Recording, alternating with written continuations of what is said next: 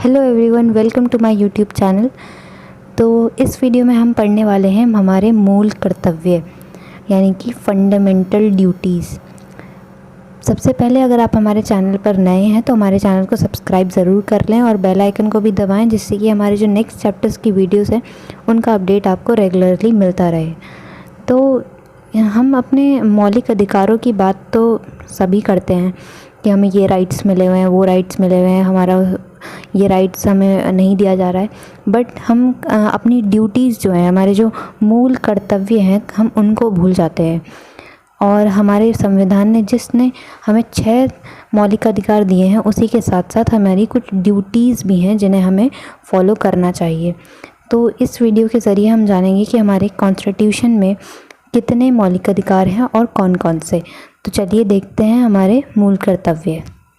तो सबसे पहले आपका जानना ये ज़रूरी है कि जो हमारे मूल कर्तव्य हैं ये कॉन्स्टिट्यूशन के भाग 4A में है। मींस एक अलग कॉन्स्टिट्यूशन का पार्ट है 4th A, उसमें ये हमारे मूल कर्तव्य दिए गए हैं। कौन से आर्टिकल में? आर्टिकल 51A में। और ये हमारे जो मूल कर्तव्य हैं, फंडामेंटल ड्यूटीज़, ये रशिया के यानी कि रूस के संविधान से लिए गए हैं। अब ये जो हमारे मौलिक कर्तव्य हैं, जो ड्यूटीज़ हैं, वो हमारे संविधान में जो ओरिजिनल कॉन्स्टिट्यूशन बना था तब नहीं थी। लेकिन उसके बाद जब 1976 में स्वर्ण सिंह कमेटी कांग्रेस द्वारा बनाई गई 1976, और ये जो है ये इमरजेंसी का टाइम था 1975 से और 1977 तक। ये इमरजेंसी का टाइम था जब इंदिरा गांधी प्रधानमंत्री थी।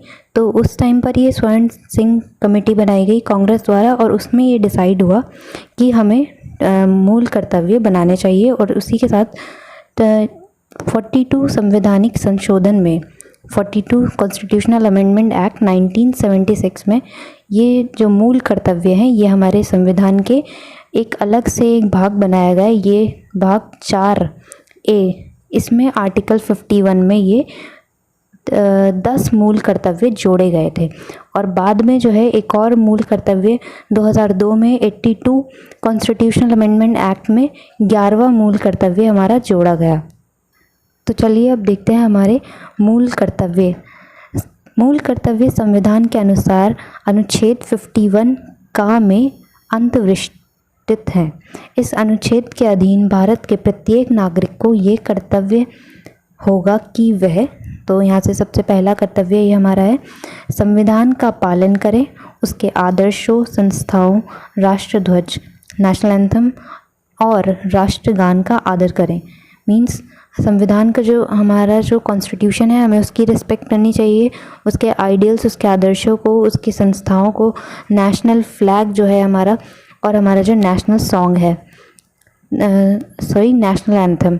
तो यहाँ पे आपको ध्यान रखना है कि हमें इसमें नेशनल एंथम की बात करी गई है, जो जन गण मन है, ना कि जो राष्ट्रीय गीत है उसकी बात नहीं करी गई है, जो कि वंदे मातरम है।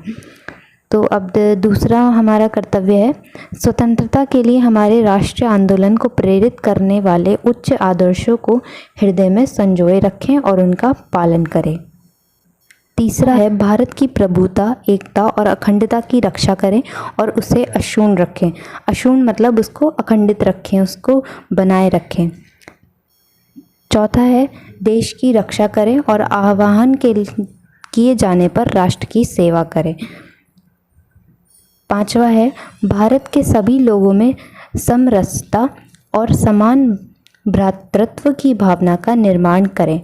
समरसता का मतलब होता है हार्मोनी, मीन्स एक अच्छा तालमेल बनाए रखें, और समान भ्रातृत्व मतलब एक भाईचारा की भावना का निर्माण करें, जो धर्म, भाषा, प्रदेश या वर्ग पर आधारित सभी भेदभाव से परे हो।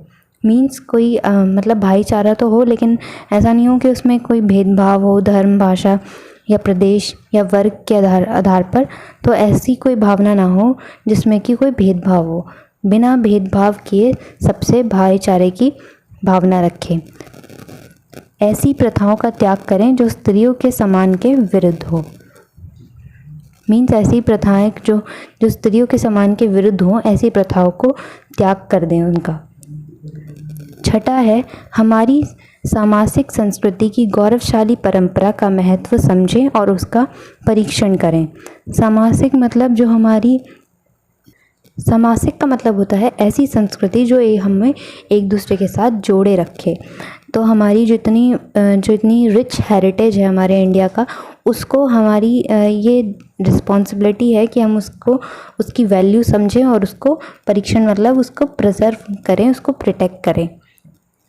सातवां है प्राकृतिक पर्यावरण को, जिसके अंतर्गत वन, झील, नदी और वन्य जीव हैं, उनकी रक्षा करें और उसका संवर्धन करें तथा प्राणी मात्र के प्रति दयाभाव रखें। ये बहुत ही इजी है। इसमें जो भी हमारा इन्वायरमेंट है उसमें जो फॉरेस्ट हैं, जो लेक्स हैं, जो रिवर्स हैं और जो वाइल्ड लाइफ है, जो भी फॉरेस्ट में रहने वाली जो लाइफ है उसकी रक्षा करें और उसकी मतलब जो एनिमल्स हैं और इन सभी के प्रति एक दया भाव रखें। आठवां है वैज्ञानिक दृष्टिकोण, मानववाद और ज्ञानार्जन तथा सुधार की भावना का विकास करें। मीन्स वैज्ञानिक दृष्टिकोण मतलब एक लॉजिकल थिंकिंग रखें एकदम, और मानववाद और मतलब ह्यूमैनिज्म और ज्ञानार्जन तथा सुधार की भावना का विकास करें। मीन्स एक इंक्वायरी और एक इन्फॉर्मेशन गेन करने की आपकी एक मेंटालिटी हो और उसको ग्रो करते रहें। 9th है सार्वजनिक संपत्ति को सुरक्षित रखें और हिंसा से दूर रखें। मीन्स जो भी हमारी पब्लिक प्रॉपर्टी है उसको प्रोटेक्ट करें और वहाँ पे हिंसा भी ना करें, मतलब पब्लिक वायलेंस भी अवॉइड करें। 10वां है व्यक्तिगत और सामूहिक गतिविधियों के सभी क्षेत्रों के उत्कर्ष की ओर बढ़ने का सतत प्रयास करें, जिसमें राष्ट्र निरंतर बढ़ते हुए प्रयत्न और उपलब्धि की नई ऊंचाइयों को छू सकें। इसका मतलब है कि जिस भी सेक्टर में आप काम करते हैं, चाहे वो प्राइवेट हो या फिर इंडिविजुअल हो या कलेक्टिव हो, तो उसमें आप मतलब आगे बढ़ने का प्रयास करें। जिससे कि क्या होगा, अगर आप जो भी आप क्षेत्र में काम करते हैं अगर आप उसमें आगे बढ़ने का प्रयास करेंगे तो राष्ट्र जो है भारत अपने आप ही उपलब्धियों और नई ऊंचाइयों को छू सकेगा। लास्ट है ये 11th, ये जो हमारा मौलिक कर्तव्य है ये 86th कॉन्स्टिट्यूशनल अमेंडमेंट एक्ट 2002 में जो हुआ था उसमें ये जोड़ा गया था। और जब हमने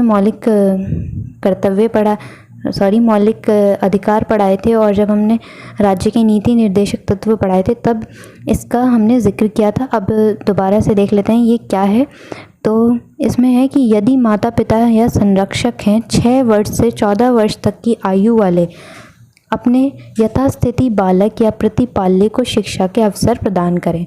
मतलब जो भी 6 से 14 वर्ष तक का जो बच्चा है उसके माता पिता उनके संरक्षण 6 से 14 वर्ष के बच्चों को अपनी जो एजुकेशन है उसको प्रोवाइड करने की अपॉर्चुनिटी ज़रूर दें, उसको शिक्षा ज़रूर दें और उसको पढ़ाएं लिखाएं। तो ये उनके मदर फादर की रिस्पॉन्सिबिलिटी भी होनी चाहिए। तो अब ये सारे थे हमारे मौलिक कर्तव्य, फंडामेंटल ड्यूटीज़। तो ये जो हमारे मौलिक कर्तव्य हैं, अब आप सोच रहे होंगे कि अगर आप इनको फॉलो नहीं करेंगे तो आपको पुलिस डायरेक्टली उठा के जेल में डाल देगी। पर ऐसा नहीं है कि अगर आप इन सारे मौलिक कर्तव्यों को फॉलो नहीं करते हैं तो ऐसा नहीं होगा। लेकिन हाँ, कुछ मौलिक कर्तव्य फंडामेंटल ड्यूटीज़ ऐसी हैं जिनको आपको फॉलो करना ही होगा। मींस जो लॉ से रिलेटेड ड्यूटीज़ हैं, अगर आप उनको फॉलो नहीं करेंगे तो ज़रूर आपको जेल हो सकती है, आपको पनिशमेंट मिलेगी। जैसे कि हमारा ये पहली ड्यूटी है कि संविधान का पालन करें, उसके आदर्शों, संस्थाओं, राष्ट्रध्वज और राष्ट्रगान का आदर करें। तो अगर आप ये अपना कर्तव्य फॉलो नहीं करेंगे, अपनी ड्यूटी नहीं समझेंगे तो आपको ज़रूर पुलिस ले जा सकती है। और इसी के साथ साथ एक और जो हमारा मौलिक कर्तव्य है जिसमें हमें इन्वायरमेंट की रक्षा करनी है और वाइल्ड लाइफ की रक्षा करनी है, वन्य जीवों की, झील की। तो आपने देखा होगा जब भी कोई जानवर को मार देता है, कोई नेशनल टाइगर या फिर कोई भी जब जानवरों को अगर कोई मार देता है अपने स्वार्थ के लिए, तो उसके ऊपर पूरी तरीके से एक कानूनी प्रक्रिया के तहत उसको सज़ा ज़रूर होती है। और इसी के साथ साथ और अगर आपने ये जो हमारा 9वां मौलिक कर्तव्य है, अगर आपने इसका भी पालन नहीं किया तब भी आपको जेल हो सकती है, आपके ऊपर मतलब आपको पनिशमेंट मिलेगी अगर आपने किसी पब्लिक प्रॉपर्टी पर कोई मतलब हिंसा फैलाई या फिर कुछ भी आपने डिस्टर्बेंस क्रिएट किया जो पब्लिक के लिए अच्छा नहीं है, जो सार्वजनिक हित में नहीं है, तब भी आपको पनिशमेंट ज़रूर मिलेगी। तो सारे मौलिक कर्तव्य का पालन करें वैसे तो, लेकिन अगर आप नहीं भी करते हैं तो ऐसा नहीं है कि आपको कोई पुलिस ले जाएगी, लेकिन जो मौलिक कर्तव्य कानून से रिलेटेड है उसको फॉलो करना हमारे लिए बहुत ही इम्पॉर्टेंट है। आपके मौलिक कर्तव्य जो कानून से रिलेटेड है उनको फॉलो ज़रूर करें। तो आई होप कि आपको ये फंडामेंटल ड्यूटीज़ अच्छे से समझ में आ गए होंगे। अब हम इसके साथ नेक्स्ट वीडियो में अपना नेक्स्ट चैप्टर हमारा पार्ट 5 हम शुरू करने वाले हैं।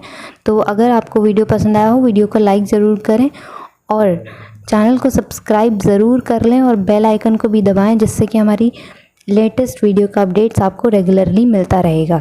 Thank you.